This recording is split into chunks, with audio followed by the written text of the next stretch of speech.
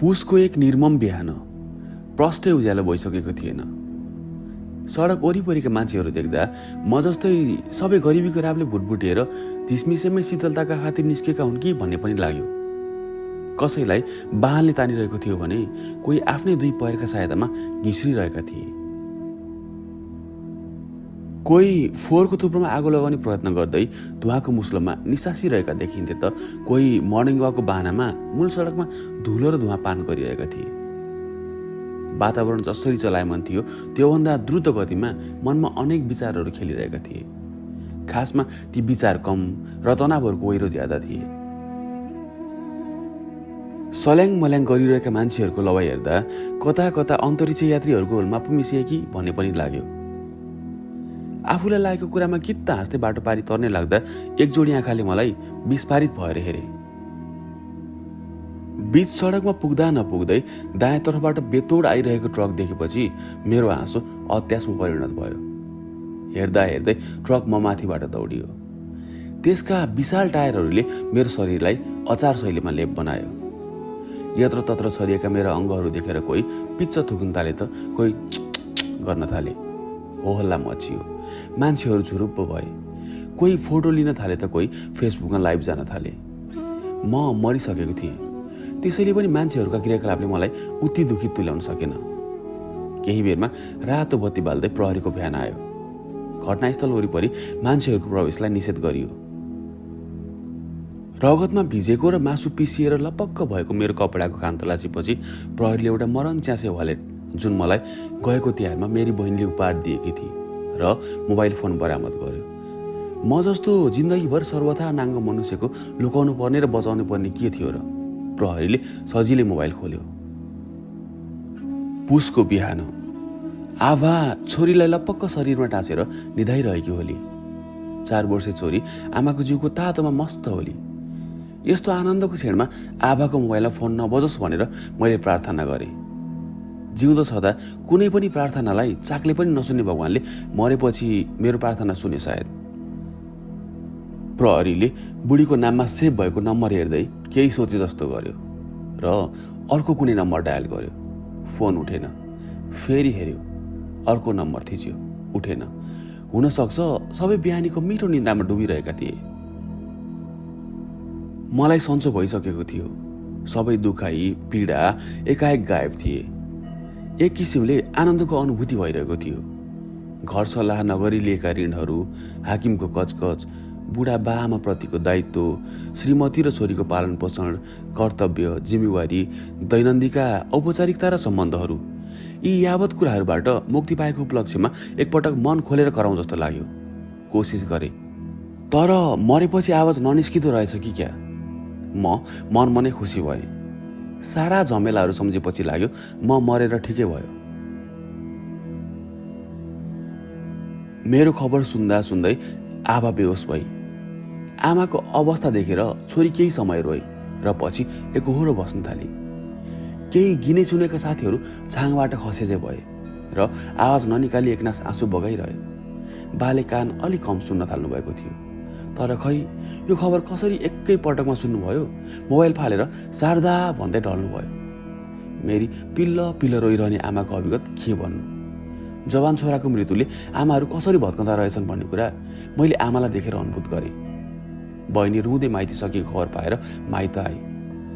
घरमुनिको गौँडो उक्लदा गुलाब चाहिँ फक्रने मेरी एकै मात्र बहिनीको आजको रूप र अवस्था देखेर मन अमिलो भयो। सानी भान्जीले उसलाई सहारा दिएर डोराइरहेकी थिइन्।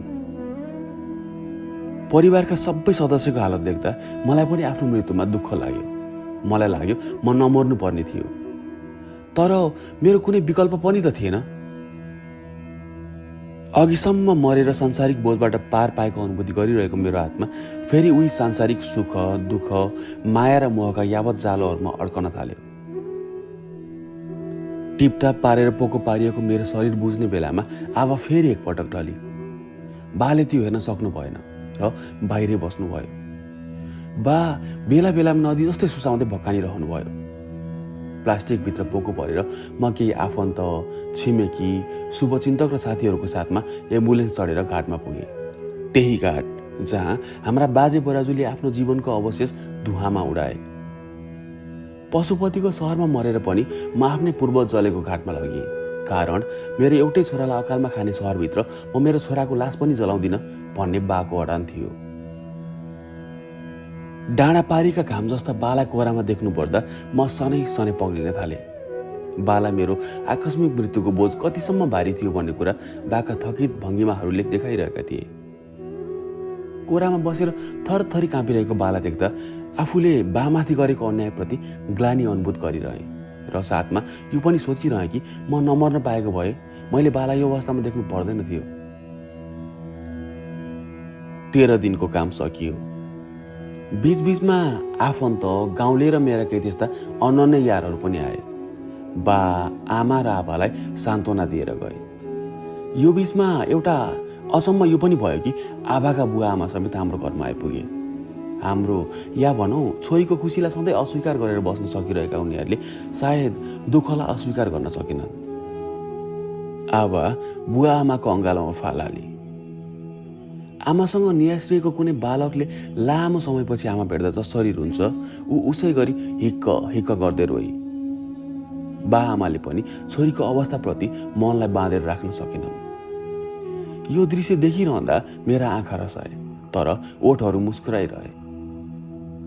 काम सकिएको दिन पुरेत बाजेको घरमा पलङ, कपडा, जुत्ता, भाँडा बर्तन र अन्य अकडम बकडमका साथ केही नगद पनि भित्रियो। यसो गर्दा छोराको आत्माले शान्ति पाउँछ भन्ने सामाजिक र धार्मिक मान्यतालाई अनुसरण गर्दै ऋण गरेरै भए पनि दान र दक्षिणामा बाले कुनै कमी गर्नु भएन। इष्टमित्र, पाहुना सबै लाखापाखा लागे। जाने बेला आबाकी आमाले ससानो रुपैयाँको बिटो आबाको हातमा राखिदिँदै भन्नुभयो कि बीचबीचमा त्यस्तो केही पर्यो भने खबर गर्नु, यताबाट सिधै उता आउनु। आबाले पैसा लिन मानेन। सबै प्रयत्न असफल भएपछि बुवा आमा आफै रुँदै बाटो लागे।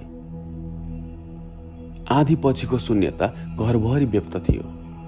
सबै मौन, सबैजना एकाग्र। लाग्दै थियो कि पुरा घर गहिरो ध्यानमा छ। त्यो ध्यान त्यति बेला भङ्ग भयो जति बेला गहिरा गरेकाका ऋणदान सम्झाउन आइपुगे। आमाले बालाई हेर्ने, बाले आमालाई हेर्ने र आबाले बा आमालाई हेराहेर गर्ने। केही बेरको प्रक्रियापछि आमाले भन्नुभयो, भर्खर काम सकियो बाबु, 1 हप्ता पर्खिदिनुस्, केही न केही व्यवस्था गरौँला। अर्को दिन बिहानै आमाले खाना तयार गर्नुभयो। आबाले रुचि नरुचि 4 गाँस च्यापी। धुवाले कालो भएको मधुस उगारेर आमाले एउटा सानो थैली झिक्नुभयो र थैलीभित्रबाट सानो तिलहरी जुन रातो पोतेमा चुन्डिरहेको थियो। आमाको हातको तिलहरी देखेर मलाई रौँ रौँ लाग्यो। मेरो लागि सौभाग्यका सारा गहना बेचेर रित्तो देखिनु भएको आमालाई कुनै दिन यो तिलहरी मैले मेरो कमाई र सानो सानो बचतबाट उपहार दिएको थिएँ। आमाले एक तमासले तिलहरी हेर्नुभयो र रुन थाल्नुभयो। आमा हिजो पनि रुनुभयो थियो, आज पनि रुनुभयो। आमाको आँसु देखेर मलाई आएको काललाई समेत सत्तो सराप गर्न थाले। हिँड्ने बेलामा आबाको हातमा थैली राख्दै आमाले भन्नुभयो, यहाँ केही सुन्छ, यसलाई बेचिदिनु। अहिलेलाई अरू उपाय पनि छैन, धेरै दिन बिहान नगर्नु। घरबाट जे जस्तो सोचेर हिँडेकी भए पनि काठमाडौँ पुगेपछि छोरीलाई नभेटी फर्कन आबाको मनले मानेन।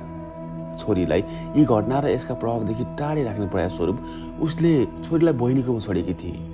कोठामा पुगेर छोरीले बाबा खै भनेपछि ऊ खङ्ग्रङ्ग भई। छोरीले कोठाको वरिपरि हेरी, आमालाई हेरी, आमाको उडेको अनुहार र सुक्खा आँखा हेरी। उसलाई चाँडै लिन नआएकोमा गुनासो गरी। छोरीलाई उसको आफ्नै प्राकृतिक बानीमा देख्दा मलाई गमलङ्ग अँगालो हाल्न मन लाग्यो र उसै गरी उचालेर छातीमा टास्न मन लाग्यो। यत्तिकैमा म अब यी सबै सौभाग्यबाट टाढा भइसकेको छु भन्ने सत्यबोधले मेरो छाती भरि भएर आयो। मैले दारा खिटेर आँसु र आवाज रोक्ने प्रयत्न गरेँ र आफ्नो मृत्युप्रति भयङ्कर दुखित भएँ। आबाले खोइ के सोची उसले आमाको तिलहरीको सट्टा दराजबाट उसको टप झिकी र बजार गई। छोरीका लागि केही रङ्गीन र बाका लागि केही न्याना सेता कपडा किने। बिहानको खाना खाने बेलातिर बसले आमा छोरीलाई घरमुनिको बाटोमा ओह्रालिदियो। आबा घरबाट हिँडेदेखि बालाई सन्चो भएन। खानाको नाममा मुखमा जुठो लगाउने भन्दा व्रत केही भएन। आमा जाने जति खस्रो मसिनो बनाएर बाको मुखमा जबरजस्ती हाल्न खोज्नुहुन्थ्यो। बा 2 गाँस बडो कष्टका साथ निल्नुहुन्थ्यो र तेस्रो गाँसमा वाक वाक गर्नुहुन्थ्यो। आमा आजित भएर रिसाउनुहुन्थ्यो र भाँडा बर्तन लगेर भैँसीको कुँडोमा खन्याउनुहुन्थ्यो। आमाका गहिरा सुस्केरा र रसिला आँखा देखेर म उकुस मुकुस हुन्थेँ। गएर आमालाई अँगालो हालौँ, फलैचामा लडिरहेका बाला आफ्नो हातले उठाउँ र आँसु बगेर दोहोरो बसेका आँखाका दुवै कोष आफ्ना औँलाहरूले सफा गरिदिउँ र भनौँ कि बा किन पिर मान्नु भएको, म छु नि तपाईँको छोरा, सधैँ तपाईँसँगै त छ नि। तर विडम्बना, न मेरो हात चल्छ न मेरो पाउ बढ्छन्। सपनामा ऐठल परे चाहिँ म त्यसै निसासिरहेको हुन्थेँ। आफ्नो यथार्थ झल्यास भएपछि मलाई डाको छोडेर क्वा क्वा रुन मन लाग्थ्यो। आभा काठमाडौँ हिँडेको दोस्रो दिनको रात बालाई 81 गाह्रो भयो। रातको 1:30 बजेतिर शरीर भुङ्रो जस्तो तातो भयो। पसिनाले बाको मसिनो काया भिजेर लछप्प भयो। आमाको मुटु यसरी धड्कियो कि मानव अब केहीमा त्यो भुट भुट गर्दै बाहिर निस्कन्छ। हतार हतार रुमाल भिजाएर आमाले सम्पूर्ण शरीर पुछिदिनु भयो, कपडा फेरिदिनु भयो। अलिकता पानी पिएपछि बाले केही आराम अनुभव गर्नुभयो सायद। आमाका हातहरू कहिले बाका गोडा दबाइरहेका थिए भने कहिले निधार छामिरहेका थिए। केही पलको मौनतापछि 81 बाले बान्ता गर्नुभयो। बान्ता गर्नको लागि उठेर जान न बाको शक्ति थियो न भाँडा थाप्न आमालाई मौका। आमा झनै हात्तिनु भयो। के गरौँ कसो गरौँ भएर एकछिन अलमल्ल पर्नुभयो। बालाई कुल्ला गराएपछि एकछिन भान्सातिर हराउनु भयो। बा तकियामा ढाड अड्याएर लत्रक्क लत्रिरहनु भएको छ। उता आमा उम्रिरहेको पानीसँगै छड्किरहनु भएको छ। यो मध्यरात भन्दा बाक्लो अँधेरो आमाको मनमा र मुहारमा स्पष्ट देखिन्छ। आमाको मनमा के कुरा खेलिरहेको होला भन्ने कल्पनालेसम्म पनि मेरो शरीरभरि काँडा उम्रिरहे। 1 कप मनतातो पानी पिएर बा कोल्टे परेपछि आमाले अलिकता सन्तोषको सास फेर्नुभयो। अनिदा आँखा लिएर बाका गोडा सुमसुम्याउँदै छर्लङ्ग रात कटाएर झिसमिसेमा वस्तु भएर घरधन्दा गर्न निस्केकी मेरी बुढी आमा जति बेसारा मैले संसारमा कोही देखिनँ। मृत्युसँगको मेरो क्षुब्धताको पारो झनै चरम हुँदै गयो। नातिनीलाई आँगनमा देखेर मझेरीबाट आमा दौडँदै बाहिर आउनुभयो। नातिनी आमा भन्दै हजुरआमाको अँगालोमा पुगे। आमा आँखाबाट आँसु झार्दै हाँसिरहनु भयो। बाले फलैचाबाट एक तमासले हजुरआमा र नातिनीलाई हेरिरहनु भयो। प्राप्ति चुलबुल चुलबुल पुतली जस्तै गरेर फलैचामा उक्ली र बडो प्रेमले लय हालेर बा भन्दै बाका आँखाका कोषमा हमेसा टप्किरहने आँसु पुस्न थाले। बाका कलेटी परेका ओठ फिस्सा हाँसे र थरथराइरहेका हातले प्राप्तिका कलिरा गाला सुमसुम्याए। प्राप्तिले पुछिदिएपछि बाका आँखाका कोषबाट झनै ज्यादा पानी बग्न थाले। म कुनै सिनेमाको सुखद दृश्य देखेर भावुकताका साथ मुस्कुराए चाहिँ मुस्कुराएँ र मुस्कुराउँदा मुस्कुराउँदै हठात आँखाबाट केही झरेको अनुभूति गरेँ। बाले हातको इसाराले पानी मागेपछि आबा भान्सातिर पसी। त्यो दिन भरि प्राप्ति आभासँग भन्दा आमासँग र बासँग लुटपुटिरही। बा आमाको मनलाई केही हदसम्म उसले आफ्नो बाल सुलभ क्रियाकलापले व्यस्त बनाइरही। राति बाला फेरि च्याप्यो। यसपालि आमा भन्दा धेरै आभा आत्ती। आमालाई सायद बानी भएको हुन सक्छ या त बुहारी छे भन्ने ढाडस। अवस्था अस्तिकै चाहिँ भयो। बाको यो अवस्था दोहोरिनु पक्कै पनि डरलाग्दो सङ्केत हो भन्ने मेरो अनुमान रह्यो। बिहान सबेरै उठेर आभा गाउँकै स्वास्थ्य चौकीको अहेवालाई भेट्न उसकै कोठामा पुगी। बाको अवस्थाको बारेमा भन्दा अहेवाले आभाको बारेमा बढ्ता चाख देखायो। उसले म मरेको सहानुभूति त प्रकट गर्यो, साथमा आभाको उमेर, जवानी र सुन्दरताको पनि काइते तारिफ गर्यो र गुटखाले खाएको घिनलाग्दो दाँत देखाएर हि हि हि गर्यो। एउटा ससानो झोला भिरेर कोठाको तालचा मारेपछि उसले गोजीबाट गुटखाको प्याकेट झिक्यो र एकैचोटि ठाडो घाँटी लगाएर मुखमा ओइर्यायो।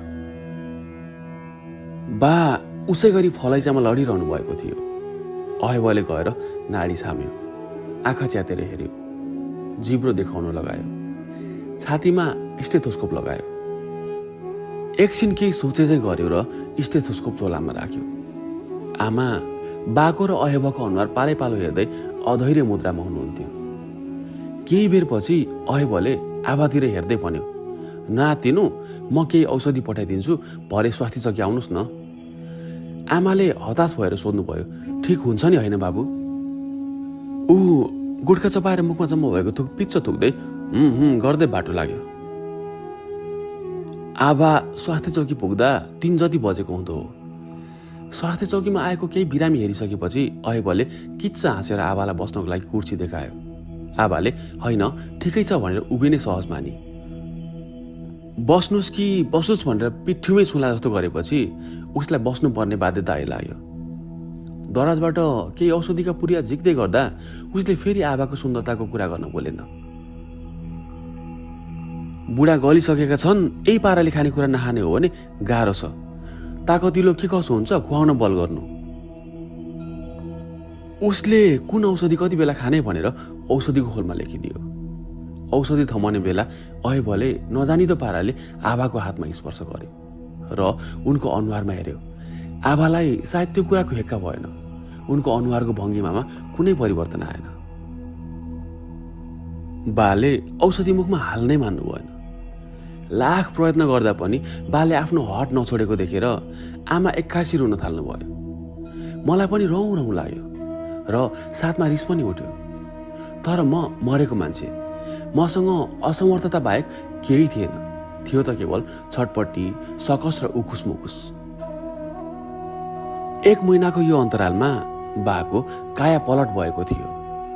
आमाको सहारामा 4 पाउ टेक्दै दिसा पिसाब गर्नु, बेला बेला 2-4 चम्चा पानी र खोले जस्तो पातलो झोल बडा सकसले निल्नु र बाँकी समय फलैचामा उतार्नु परिरहनु बाको दिनचर्या हुन थाल्यो। अब बा नभएर पातलो झिल्ली जस्तो छालाले मोरिएको एउटा अस्ति पन्जरको थुप्रो देखिन थाल्नु भएको थियो, जो धीमा श्वास फेर्छ, बेला बेला अर्धमुदित आँखाले पुलुक्क हेर्छ, तर कुनै प्रतिक्रिया जनाउँदैन। बेलुकीको खाना खाने समय भयो। बा चाउलो पनि निल्न सक्ने अवस्थामा हुनु भएन। आमाले चामलको पिठोको पातलो खोले जस्तो बनाइदिनु भयो। सुतेको ठाउँबाट आफ्नै हातको सहाराले उठेर भित्तामा अडेस लागेको बाला देखेर आमाको मुहारमा चन्द्रमा झुल्कियो। ज्यान नछोडिकन आफैले पनि यसरी बल गर्नुपर्छ, सकिहालिन्छ नि। खाइदिनु छैन अनि कताबाट आओस् अडिने बल। आमाले एकै वाक्यमा हौसला, चिन्ता र खुसी पोख्नुभयो। कचौरामा हालेको खोले लुपु लुपु खाएको देखेर आमाका अनुहारमा आश्चर्यका रेखाहरू देखिए। अरू दिन 3-4 चम्चा खाएपछि वाक्क वाक्क गर्ने बाले आज थपेको कचौराको पनि आधा आधी खाइसक्नुभयो। बोली, व्यवहार र शारीरिक हावभावबाट हठात आमामा आएको शक्तिको अनुभूत सजिलै गरेँ मैले। बिहान करिब 5 बजेको छ। बाको गोडामुनि बसेर उँदा उँदै आमाले झिसमिसी बनाउनु भयो। आमासँग थकान छ, अनिन्द्रा छ, छटपटी छ र घोर भएछ। यसका बावजुद पनि उनको मनमा आशाको सानो धिपधिपे छ। त्यही धिपधिपेको सहाराले मात्रै आमा श्वास लिइरहनु भएको हो कि भन्ने भान आमाको अनुहार हेर्दा लाग्छ। बालाई सुताएको ओछ्यानको बायाँपट्टि अगेनो छ। मधुरो बल्ब छनै मधुरो हुँदै गएको आवाज हुन्छ। बाको सिरानीको दायाँपट्टि सानो थर्मस छ र सँगै एउटा स्टिलको ग्लास छ। घरको माहौल पुरापुर बिरामी छ। आवा छोरीलाई पिसाब गराएर तलै झरी। गाउँलेका भाले बासे। सासुबुहारी चिसो बिहानमा उठेर घर धन्दामा लागे। उठेर हिँड्ने बेला एकपटक बाको निधार छामेर आमाले ओढ्ने राम्रोसँग ओढाइदिनु भयो। गाउँमा चिसो बढेको थियो। हुसुले बिहानलाई बिहान जस्तो पनि हुन दिइरहेको थिएन। आभा धारातिर लागि। आमा गाईबस्तुपट्टि लाग्नुभयो। एक सरो धन्दा सकियो। चिसोले कठ्याङ्ग्रिएका हात सेक्न आमाले अघेनामा केही सल्लेपिर सल्काउनु भयो। त्यसमाथि दाउराका ससाना चोइटा हाल्नुभयो। आगो हुर्र बल्यो। आभाले दिउरेमा 3 कप पानी हालेर अघेनामा बसाली। अदुवा, मरिच, ल्वाङ पिसेर हाली। धुवाले कालो भएको प्लास्टिकको बट्टाबाट चिनी हाली र थोरै चिया कागजको पुरियाबाटै खन्याए। आमाका हातहरू अझै अघेनाको तातोमा सेकाइरहेका छन्। बा बिउजनु भएको छ, तर सन्चोसँग बसिरहनु भएको छैन। बाको छटपटाट देखेर आमाका आँखाहरू आगाका ज्वालामा अडिएका भए पनि मन बडा अस्थिर भएर बाभन्दा धेरै छटपटिरहेको छ। आबाले 3वटा स्टिलको ग्लासमा कालो चिया खनाई। अलिकता फिक्का चिया खानुहोस् त, पेट तातो गर्नु पर्यो, आमाले भन्नुभयो। मुखसम्म नधोई बाले सासले मात्र बोल्नुभयो।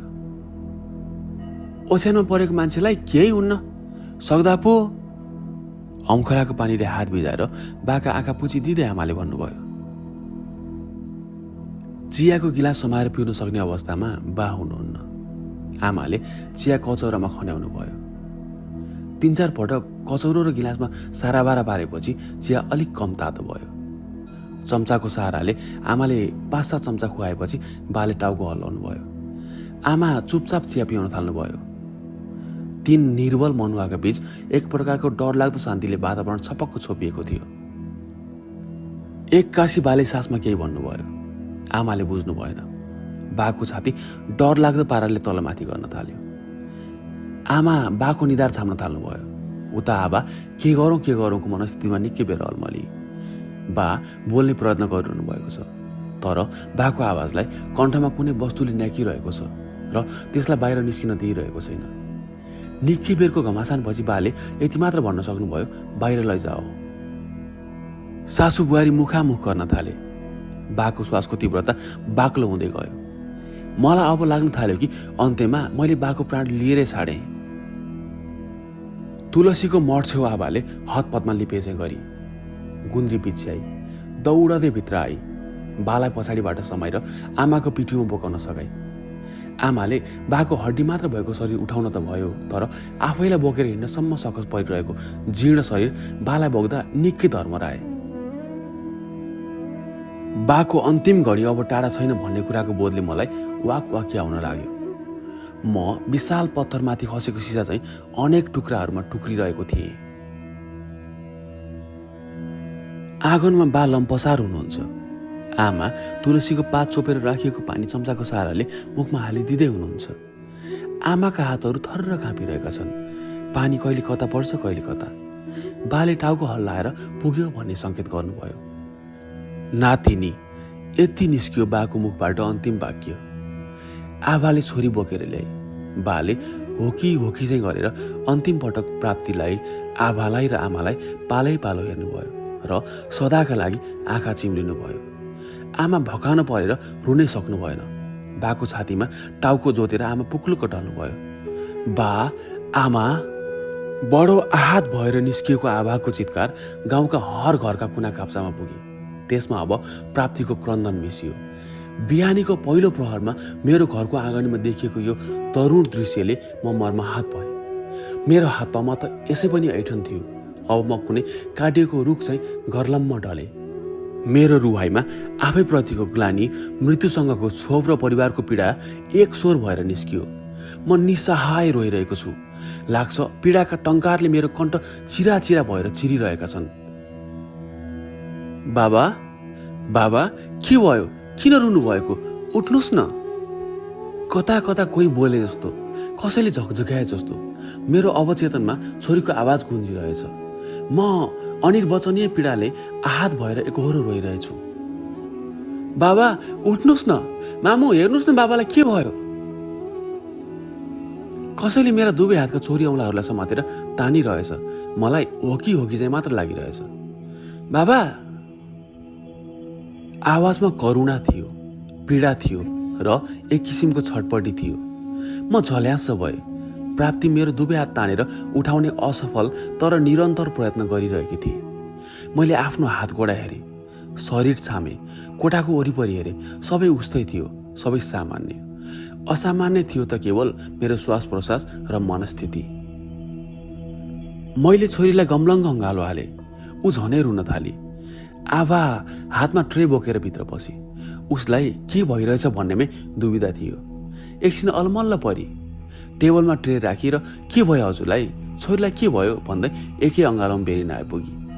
एक्कासी गुमाएको कुनै अति प्रिय चिज उसै गरी एक्कासी प्राप्त भए चाहिँ मैले दुवैलाई भाग्लान्गी चाहिँ गरेर बेसरी च्यापेँ।